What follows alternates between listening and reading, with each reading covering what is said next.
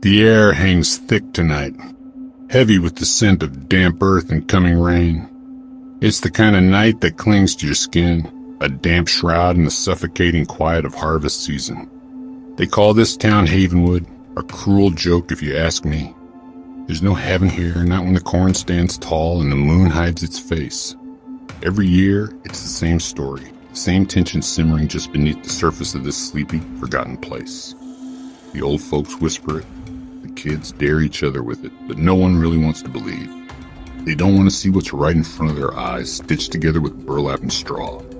I never paid the stories much mind. Just local color, something to spook the tourists if we ever got any. A bleeding scarecrow? Sounds like something cooked up after too many late nights at the town's only bar. But tonight, something dragged me out here. Call it a gut feeling, a cold dread that settled in my bones and wouldn't let me rest. So here I am, parked in my beat-up Ford at the edge of Miller's Field, staring out at that solitary figure silhouetted against the bruised twilight sky. The wind rustles the corn, making it sound like 1,000 hushed voices sharing a terrible secret. That's when I see it. A single dark drop. It pools at the tip of a straw finger before falling, a dark ruby stain on the dry dirt below. Then another, and another. It's not rain. It's thick, viscous, and unnervingly red under the weak glow of my truck's headlights. The scarecrow is bleeding. It trickles down its burlap face, soaking into the patched flannel of its shirt, dripping from its outstretched arms. The stories, the whispers, they weren't just stories. The whispers, the whispers, they weren't just stories. The whispers, they weren't just stories. They were a warning. A cold, hard fact of life and death in this cursed town. My breath catches in my throat, a ragged, tight thing. My hand shakes as I reach for the door handle, a primal urge to run screaming through my veins. But I can't look away. It's mesmerizing in the most horrific way possible. The blood isn't just dripping, it's seeping.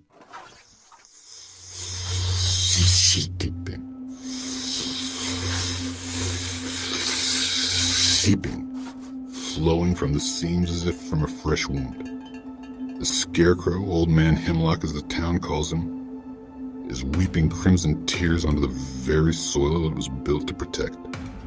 The harvest is here, and it demands its price. A price paid in blood, right before my very eyes. Panic is a cold fire that starts in your gut and spreads until it consumes everything.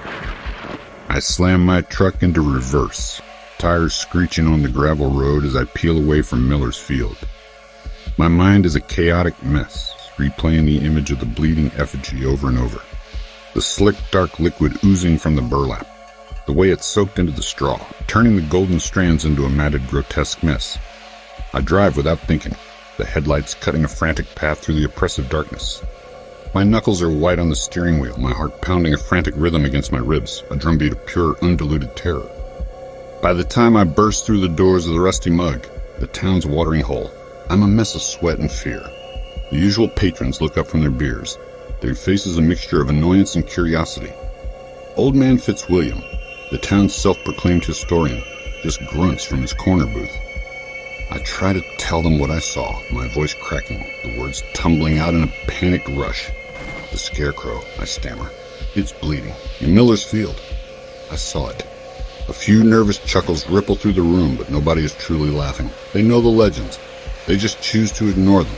Settle down, son, the bartender, a burly man named Gus, says, polishing a glass with a dirty rag. You've had one too many, or the shadows are playing tricks on you. But his eyes betray a flicker of something else. Fear. I see it in all of them. They pretend it's folklore, a ghost story to tell around a campfire.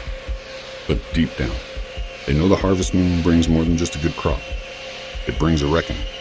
The bleeding is a sign, an omen of the horror that is about to befall our quiet, unsuspecting town. No one wants to be the first to admit it. They send me away with placating words and dismissive waves, telling me to go home and sleep it off. But there will be no sleep for me tonight. The image is burned into my mind. As I step back out into the cold night air, the town feels different. The shadows seem longer, deeper. Every rustle of leaves sounds like footsteps. Every gust of wind sounds like a low guttural growl. The panic I felt in the field has now seeped into the very foundations of Havenwood. A silent, creeping dread that whispers of what's to come. The scarecrow is bleeding, and soon it won't be the only one. The sun rose on a world that refused to acknowledge the night's horrors. People went about their business, the clatter of daily life drowning out the silence. The whispers were aimed at me, painting me as the town lunatic. The image of the bleeding scarecrow was a permanent stain, something ancient and malevolent. I drove back to Millersfield, needing to see it in the harsh light of day. The ground beneath it was stained with dark, rust-colored patches, like dried blood. It wasn't a dream. It had happened, and the proof was right there. My obsession began then. If the town wouldn't see, I would make them. It was a curse that hung over all of us, and I was the only one willing to look it in its button eyes. I would uncover the truth about Old Man Hemlock, no matter the cost. I sought answers from Old Man Fitzwilliam, the town historian. I found him hunched over a dusty table, surrounded by aged books. They think I'm crazy, I said. The bleeding scarecrow, the harvest curse. He rasped. Some stories are best left buried. What is it? I demanded. What is that thing? He retrieved a heavy ledger, blowing dust from its cover. It's a ritual, he whispered. A pact made by the founders. They made a deal with a dark entity, creating the scarecrow as a vessel. It bleeds every harvest, promising bounty in exchange for the tithe. The ledger detailed prosperous harvests, followed by notes of families disappearing. Leaving the library, Fitzwilliam's words echoed. The tithe. The ledger recorded vanishing families, sending a cold dread through me. The whole town was built on sacrifice, a conspiracy of silence. It was about exposing a rot at the core of Havenwood. I began to watch the scarecrow relentlessly, bringing the stitched-up figure into sharp focus. I couldn't shake the feeling it was watching me back. I couldn't sleep, so I would just watch. The scarecrow became a dark, menacing silhouette. My family began to worry. My obsession was tearing us apart. I was afraid of losing her, and everyone, to the thing that stood waiting in the field. Days blurred together, my world reduced to the view from my truck on the edge of Millersfield. I filled my notebook with frantic notes, strange sounds, crows lingering, the feeling of being watched. The scarecrow's presence grew, its influence creeping closer to my home. Sarah begged me to come inside, but I couldn't leave my post. Someone had to watch. That night, the air went still. Not a leaf moved. I gripped my binoculars, sweat slick on my hands, and watched. The scarecrow's head turned, slow, deliberate, locking its painted eyes on me, then the farmhouse. It wasn't just a scarecrow anymore. It was a hunter, and it had chosen its prey. When its head turned, time froze. The scarecrow was aware. I was no longer just watching it. It was watching me. Panic surged, but I grabbed my camcorder, desperate to capture proof. Through the lens, I saw it move again, its arm lifted, pointing straight at me, then at my house. A guttural scrape echoed across the field. I hit record, heart pounding. The evidence was undeniable. Old Man Hemlock was alive, and it had marked my family.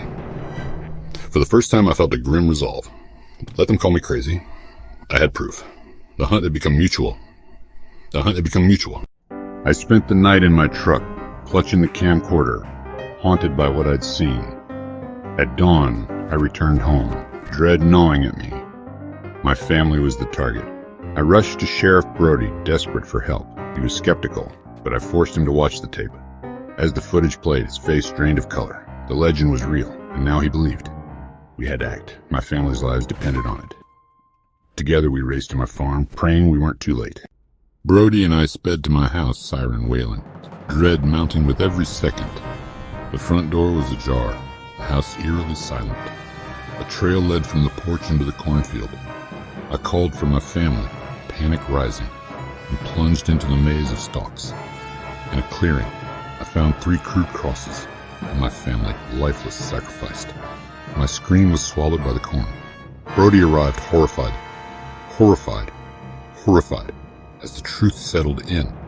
This was the tithe, the price for Havenwood's prosperity. The scarecrow's post stood empty. The hunt was no longer distant. It was personal. I fell to my knees before the crosses, grief and rage warring inside me. Brody radioed for help, his voice shaking. The air reeked of blood and loss. The scarecrow was gone from its post, but I knew it was still out there. The ritual was complete and the message clear. My sorrow hardened into vengeance. The hunter had come home. Now, I would hunt it back. The days after the funeral were a blur. The town showed up with casseroles and whispered apologies, but I saw the truth. Fear. They feared the curse that splashed onto their doorsteps. They saw a reminder of the price of their peaceful lives. Leaving me alone in the silent house, I became a ghost, a hollow man. The rage cooled into something harder. An investigation began. My grief forged me into something new, sharp and dangerous.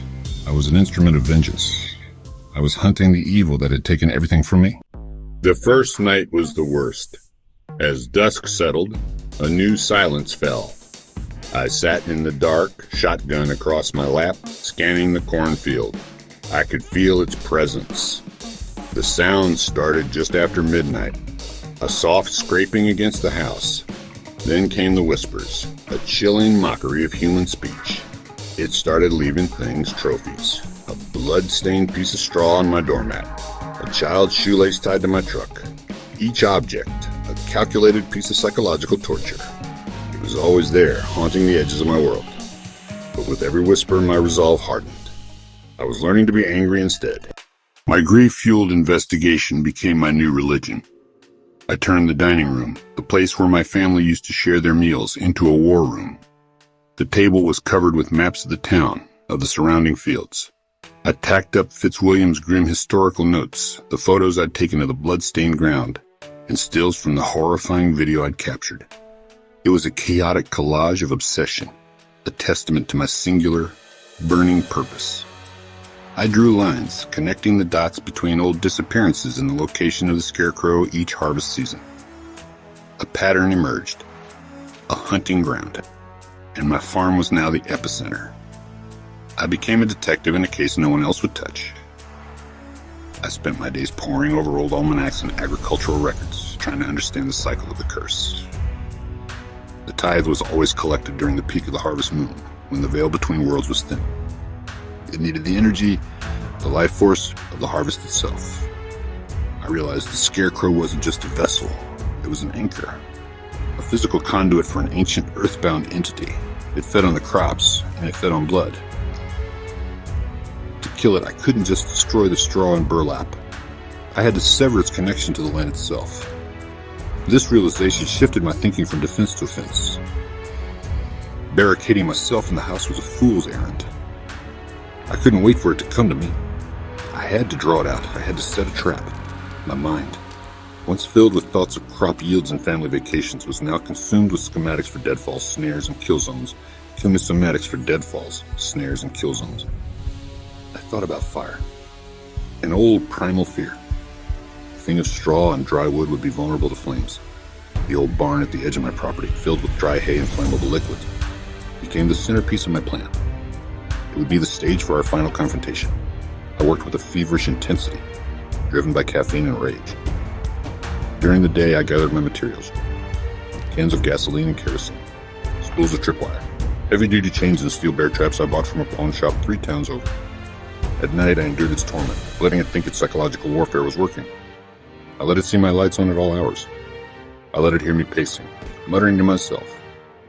I wanted it to think I was breaking. I wanted it to grow confident, arrogant. Let the monster think it was driving the poor farmer mad. It would never suspect that the mouse was busy building a bigger, deadlier trap. The scarecrow grew bolder, its nightly visitations becoming more invasive. One night, I woke to tapping on my window. A straw-stuffed finger was tapping rhythmically on the glass. It was clinging to the side of my house like some monstrous insect. I channeled that fear into my work, preparing the barn. I rigged tripwires, connecting them to buckets of gasoline. I set the bear traps, covering them with hay. I chained the barn doors shut from the outside. As I worked, I'd catch glimpses of it standing at the edge of the cornfield, just watching me. It wasn't just trying to scare me anymore. It was trying to outthink me. I came back to the barn and found a message scratched into the dusty floor. 3 crude crosses. It was telling me it knew. One of us wasn't walking away from this. I had to force its hand. Its arrogance was my weapon. I set a simple trap away from the barn, a test to gauge its intelligence. I dug a deep pit near its path, covered with branches and leaves. That night I waited in the trees, shotgun loaded, eyes on the pit. It emerged from the cornfield, an unnatural silhouette moving with a jerky gait. It stepped onto the cover, and the ground gave way. But the pit was empty. A hole had been torn in the wall. A single ear of corn lay at the bottom. It was smarter than I imagined. My test had failed, revealing my hand. It knew I was fighting back. The real assault began. It was a brutal attack on my home. The final battle was here. The kitchen window imploded. I scrambled for cover as windows shattered. It was using its own limbs, punching through the glass. The house groaned under the assault. I knew I couldn't stay. I had to get to the barn. The only way out was across the open yard, a suicide run, and it was tearing at the back door. The time for running had begun. I burst from cover, sprinting through the wreckage. I threw myself out the side door. The yard was a gauntlet. Its shriek chased me. It was faster than I thought. The barn door was just ahead. I slammed into the barn door and scrambled inside. The scarecrow was right behind me. The heavy wooden doors swung shut. I was locked inside with the monster just as I had planned. Then the pounding began. It was trapped. I could see its shape now. Its button eyes seemed to glow. It knew I was in here with it. It lunged with a terrifying, unnatural speed. I brought the shotgun up and fired. The slug tore a huge hole in its burlap chest, but it didn't fall. That's when it smelled the gasoline. It understood the danger now. One spark to send us both to hell. I flicked the lighter and threw it into the gasoline-soaked hay. The world erupted in fire. Flames raced with terrifying speed. The entire barn became a furnace. The scarecrow shrieked as the flames engulfed it. The heat was unbearable. I had to see it burn, its form blackening and crumbling. Even as the flames consumed it, it lurched towards me. It was a creature of pure hatred. There was no escape. This was always a suicide mission. And watch the scarecrow finally fall. It was over. The curse was broken. A strange sense of peace washed over me. I saw their faces as they were in life, smiling, laughing. I closed my eyes, embracing the end. It turned the barn and everything in it to ash, until nothing remained but dust on the wind. The fire consumed my farm, a terrible pyre against the night sky. It left a smoking scar where my life used to be. The townsfolk watched, a mixture of fear and relief in their eyes. They saw an exorcism. The report said I, driven mad by grief, had burned everything. They found no bodies, just charred rubble. This became the seed of a new legend. The crops were bountiful, whispered with guilty gratitude. They told themselves the curse was broken, but they never again put a scarecrow in Millersfield. I became the new ghost story. They say my ghost now walks the scorched earth. You can still smell the smoke and hear a man scream. The fear remains, a permanent stain. My story became a cautionary tale, a grim nursery rhyme whispered to children to keep them out of the cornfields after dark.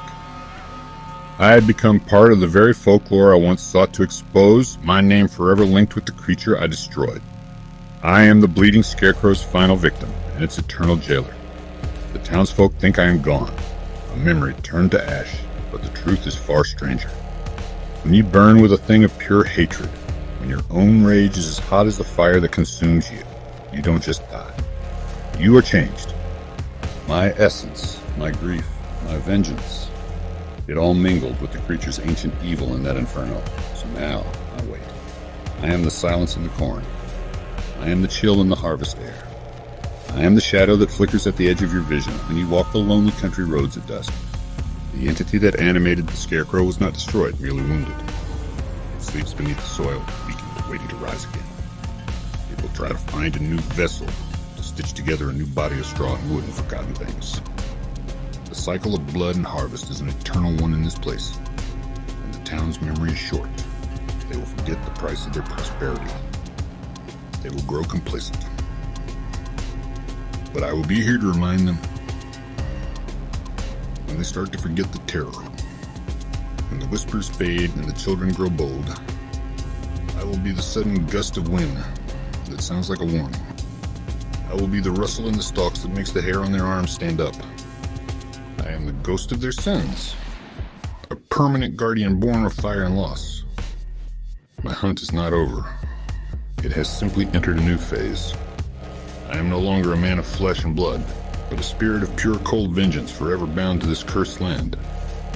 I am the watcher at the edge of the field. So if you ever find yourself in Havenwood when the corn is high and the moon is full, listen closely. Listen for the whispers that aren't the wind. And if you see a lone figure standing out in the fields, don't assume it's just a trick of the light. It might be the land trying to reclaim its bloody prize. Or it might just be me waiting. My story is a warning, written in blood and ash. The harvest always demands a price, and I will be here to make sure that next time the monster is the only one who pays.